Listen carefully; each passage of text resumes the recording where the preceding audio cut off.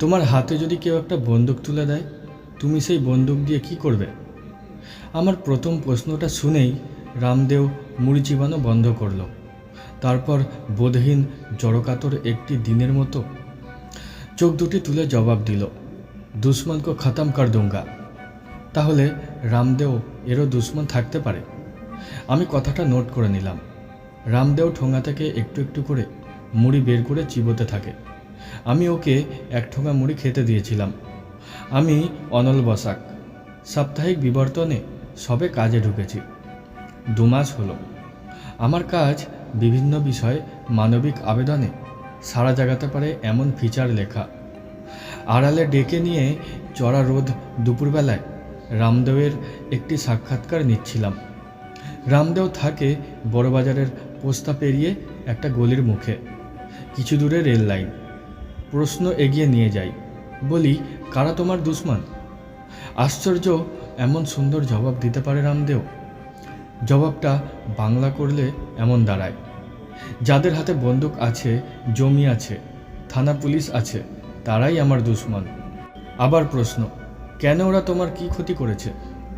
হিন্দি বাংলা মিশিয়ে রামদেও উত্তর দেয়, তাহলে শুনিয়ে বাবুজি, আমি বিহারি। জমিদার গঙ্গানারায়ণ হামলোক গ্রাম জ্বালিয়ে দেয়, আর শালা দুবলা সিং মহাজন হামলোক বাস্তুভূমি জবরদস্তি কেড়ে নেয়। আর ওই বেটা অর্জুন প্রসাদ হামলোক নেতা कहा था हमारे चाकरी दिबे, चाकरी ना दिबे तब ग्राम জ্বালানো কালিয়ে हमारा नाम मिचा मिचा पुलिसे বলিয়ে দেয়, जो सुना हम देश में भाग के चला आए। রামদেও তারপর তার অতীত জীবনের ইতিহাসের কপাট একটু একটু করে পুরোটাই খুলে দেয়। ভিতরে প্রবেশ করেই দেখি সামনেই রামদেও। ওর চোখ দুটো জ্বলছে, চোখে রাগক্রোধ ঘৃণা। চোখের আগুনে ইতিহাসের অন্ধকার খুপড়ি ঘরটা উজ্জ্বল।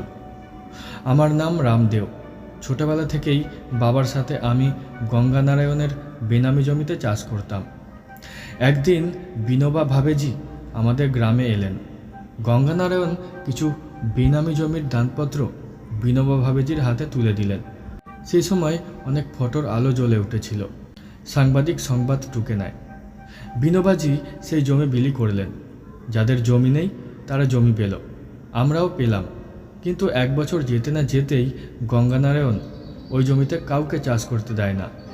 আমার চোখের সামনে এইসব দৃশ্য, গঙ্গানারায়ণের হাসি, বিনোবার না হাসা মুখের ছবি, সাংবাদিকদের ব্যস্ততা, সাফারি জিন্স পরা ফটোগ্রাফারদের কায়দা, চকমকি প্যান্ডেল, মাইক, প্রশংসামূলক বক্তৃতা ইত্যাদি যেন খড়ির গুঁড়া, তিসির তেল সহযোগে প্রস্তুত পলস্তারা।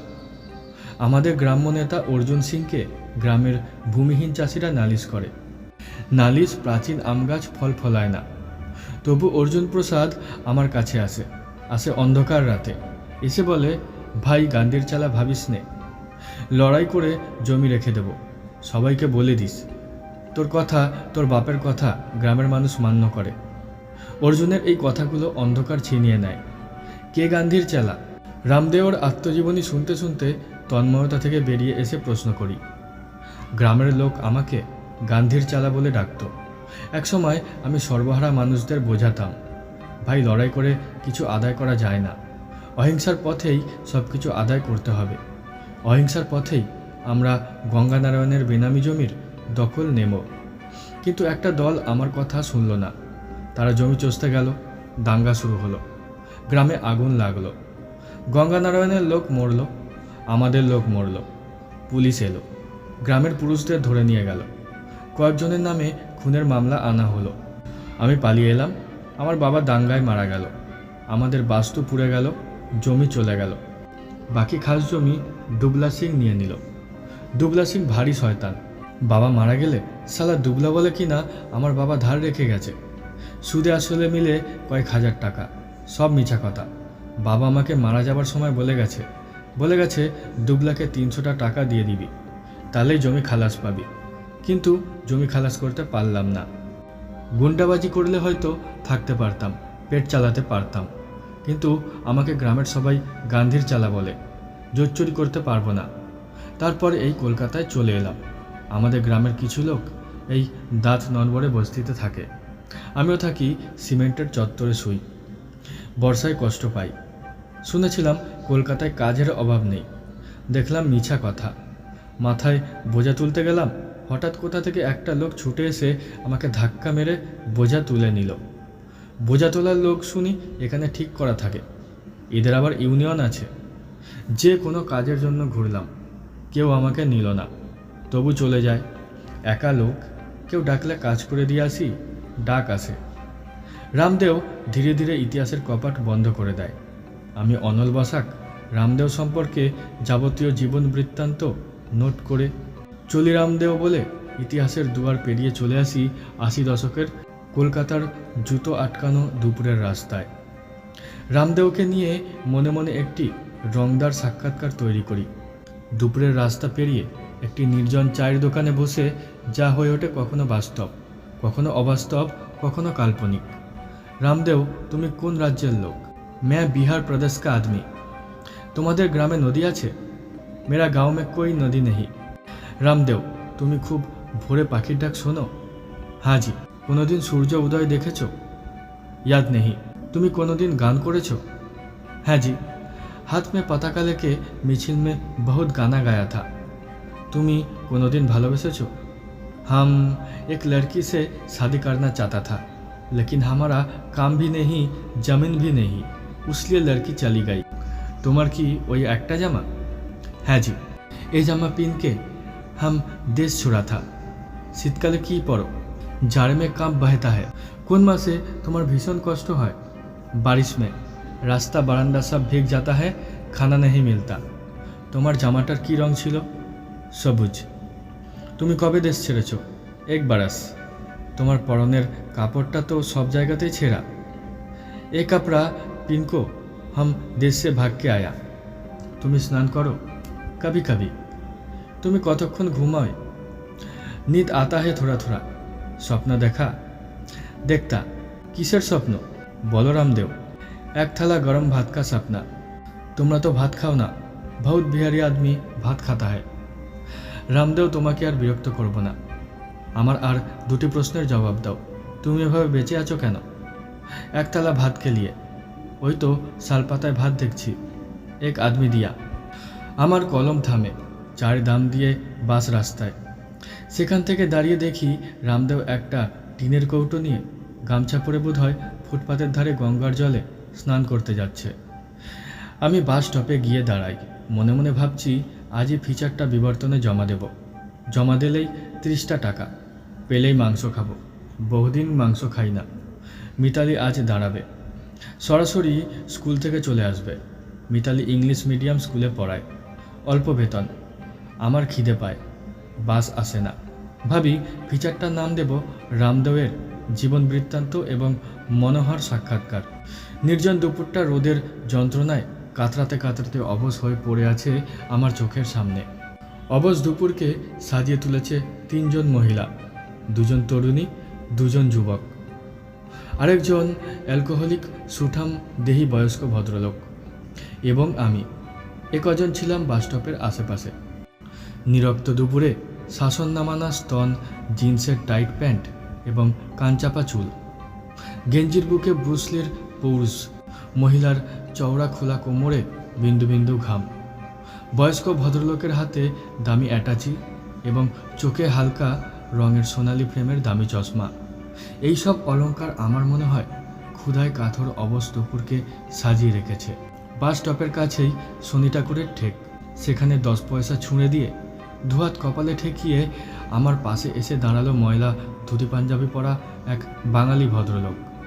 মেয়ে দুটো আর ছেলে দুটো এখন আর দুহাত তফাতে নেই, খুব কাছাকাছি। একটি মেয়ের কথা শোনা যায়, টিকিট পাবো না, দেখো 20 মিনিট দাঁড়িয়ে আছি, এখনও বাস আসছে না। একটি যুবক উত্তর দেয়, আমরা আছি, ঠিক ম্যানেজ করে দেব। কথা শুনে হাসে একটু ওদের দিকে তাকিয়ে দুটো মেয়ে। তারপর একটি মেয়ে বলে, ট্যাক্সি হলে চলে যাওয়া যেত। দুটি যুবকের চোখ মুখ ম্লান হয়, বোবা চোখে ইশারা হয়। ট্যাক্সি, সিনেমার টিকিট, তারপর মেয়ে দুটোকে খাওয়ানো ইত্যাদি ব্যাপারগুলোর জন্য যত অর্থের প্রয়োজন তা ওদের নেই। ওরা এবার মেয়ে দুটোর কাছ থেকে সরে আসে। ঠিক এই সময় অ্যালকোহলিক সুটামদেহী প্রৌঢ় ভদ্রলোক হাত তুলে ট্যাক্সি থামায়। মেয়ে দুটোর দিকে তাকিয়ে ইশারা করে। ভদ্রলোক দরজা খুলে ভিতরে ঢোকে।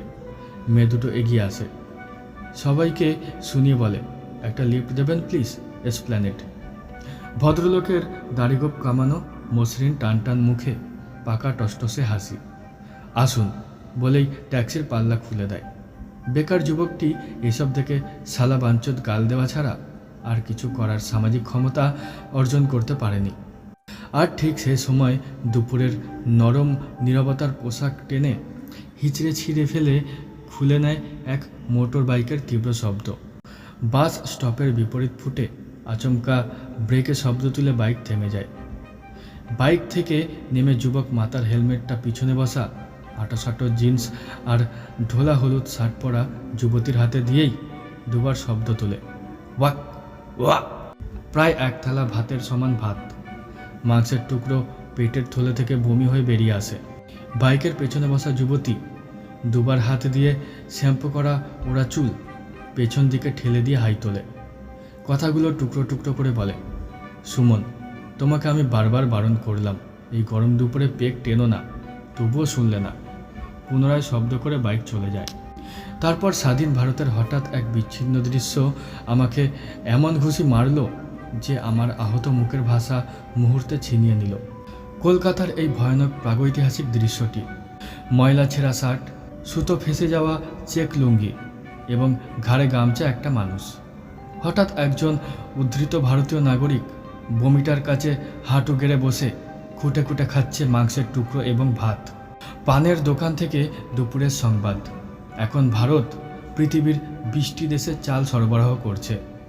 ভারত এখন খাদ্যে স্বয়ম্ভর।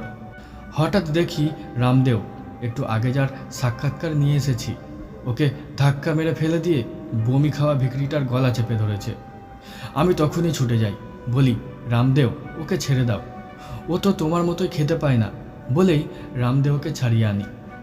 রামদেও আমার হাত ছাড়িয়ে নেবার চেষ্টা করে, বলে, হাম উসকো নেই ছোড়েঙ্গা, ও হামারা দেশওয়ালি আদমি, হাম উসকো মালুম হ্যায়, হামকো সাথ মে আও। বলেই দুর্ভিক্ষ পীড়িত খিদের মানুষটাকে টানতে টানতে নিয়ে যায় নিজের ফুটপাতের আস্তানায়। আমি ওদের পিছু যাই। দেখি রামদেও নিজের ভাত থেকে অর্ধেকটা ওকে খেতে দেয়। আর আমার মনে তখনই এক রাগী যুবক হঠাৎ জেগে ওঠে, চেঁচায়, কোন শালা বলে দেশে দুর্ভিক্ষ নাইবে? এই যে মশাই, এই দৃশ্য দেখে এখনও যারা দাঁড়িয়ে আছেন, যারা বসে আছেন, যারা ঝিমোচ্ছেন, যারা মেয়ে ছেলের শরীরের স্বপ্ন দেখছেন, শুনুন এক রাগী কণ্ঠস্বর। আমি শুনতে পাচ্ছি, তা আপনারা শুনতে পাচ্ছেন না। শুনতে পাচ্ছেন না কোন শালা বলে দেশে দুর্ভিক্ষ নাইবে? হ্যাঁ, এরপরও বাস আসে, আমাদের নিয়ে বাস চলে যায়। দৃশ্য পিছনে পড়ে থাকে। আমি বিবর্তন অফিসে গিয়ে সাক্ষাৎকারটার নাম বদলে কোন শালা বলে দেশে দুর্ভিক্ষ নাইবে রেখে সম্পাদকের টেবিলে জমা দিতে যাই। গিয়ে দেখি সম্পাদক মশাই তখন মোগলাই পরোটা ও মাংস দিয়ে টিফিন সারছেন। আমি দুঃখিত বলে ঘর থেকে বেরিয়ে আসি। আমি আমার টেবিলে বসে আরেকবার আর্টিকেলটা পড়ি, দু একটা শব্দ পাল্টাই। আমার খিদে পেয়েছে, সেহেতু আর দেরি না করে আবার সম্পাদকের চেম্বারে যাই। বসুন বলে আর্টিকেলটা পড়তে থাকে। আমি চুপচাপ বসে থাকি। 30 টাকা পাবো তো ভাবি। সম্পাদকের মাঝে মধ্যে দাঁত খোঁচা লক্ষ্য করি। সম্পাদকের পড়া শেষ হয়। তিনি বলেন, চমৎকার। বমি খাওয়া ঘটনাটা বিচ্ছিন্ন হলেও এই দৃশ্যটা দেখে দুর্ভিক্ষ চলছে প্রমাণিত না হলেও পাঠক চমৎকার খাবে। বলেই তিনি আর্টিকেলটার মাথায় কি যেন লিখে একটি সই করে বললেন, নিয়ে যাও কম্পোজ সেকশানে, এ সপ্তাহেই বেরোবে। আমি হাত বাড়িয়ে লেখাটা ধরি। তারপর বলি, অশোকদা, বলছিলাম আজ কিছু টাকা দেবেন? আজ নয়, আগামীকাল। অশোকদা আমার মুখের দিকে না তাকিয়ে বলেন।